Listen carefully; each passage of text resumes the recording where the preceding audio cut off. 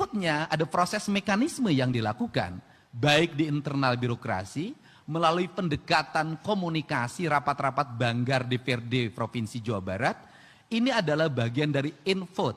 Ada ketertiban administrasi yang harus kita jaga sebagai bagian ikhtiar ketaatan kita pada peraturan perundang-undangan. Yang kedua adalah output. Di inputnya apa, outputnya apa. Karena kita menginput, mengorientasikan pada apa? Pada 3 hal menurut saya. 1, ingin ada layanan infrastruktur publik yang memadai sehingga masyarakat Jabar itu mengalami peningkatan kualitas hidup karena kualitas infrastrukturnya baik. 1, kualitas infrastruktur jalan. 2, kualitas infrastruktur sarana air bersih. Yang ketiga, kualitas infrastruktur sarana-sarana irigasi yang itu menopang kenyamanan masyarakat pada sebuah lingkungan. Yang keempat, infrastruktur sarana sanitasi lingkungan masyarakat. Ini adalah penting. Di sana di dalamnya termasuk infrastruktur sarana kesehatan. Ini menjadi aspek dasar dalam memenuhi kebutuhan dasar masyarakat sebagai masyarakat yang beradab. Itu yang pertama. Yang kedua adalah meningkatnya kualitas pendidikan. Sehingga angka lamanya sekolah mengalami peningkatan. Tidak hanya berkutat di angka 8 tahun. Kita ingin memasuki angka 12 tahun dengan 2 variabel. Variabel pertama adalah sekolah-sekolah negeri yang lama sekali kita tidak membangun sekolah baru, tidak membangun ruang kelas baru, tidak merenovasi ruang kelas, itu kita tingkatkan dengan membangun sekolah baru, merenovasi ruang kelas, membangun kelas baru. Dengan target apa? Dengan target serapan sekolah terhadap peserta didik semakin meningkat. Ini yang pertama. Maka sekolahnya free. Free-nya tidak ada kata tanda kutip. Free-nya harus total. Tetapi di balik itu, kita juga harus memikirkan apa? Bahwa orang tua yang memiliki kemampuan ekonomi, gajinya rata-rata di atas 10 juta. Apakah harus tetap menjadi anak-anaknya free? Apakah negara tidak akan memberikan ruang bagi mereka untuk memberikan sumbangsih pendidikan untuk peningkatan kualitasnya?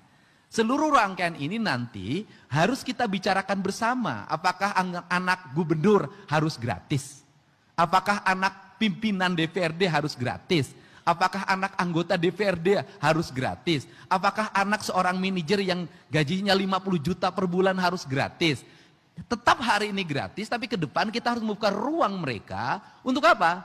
Untuk juga memberikan stimulus bantuan peningkatan kualitas pendidikan tanpa melibatkan guru sebagai objek dari ikhtiar itu. Ini yang pertama. Yang kedua adalah untuk sekolah masyarakat menengah ke bawah di sekolah swasta.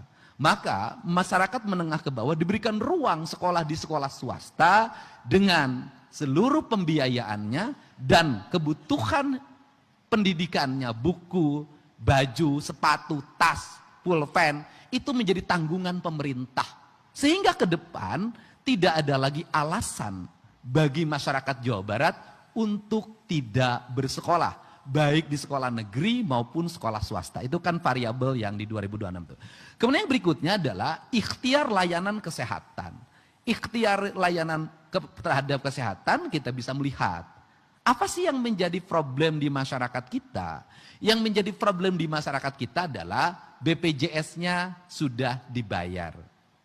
Tetapi biaya untuk pergi ke rumah sakitnya, kemoterapinya tidak ada. Selama di rumah sakitnya nungguin orang tuanya jadi tidak bekerja, kehilangan penghasilan, mereka tidak punya kemampuan lagi berlama-lama di rumah sakit karena tidak mampu lagi beli beras, tidak mampu lagi makan. Yang berikutnya adalah biaya yang tidak ditanggung oleh BPJS.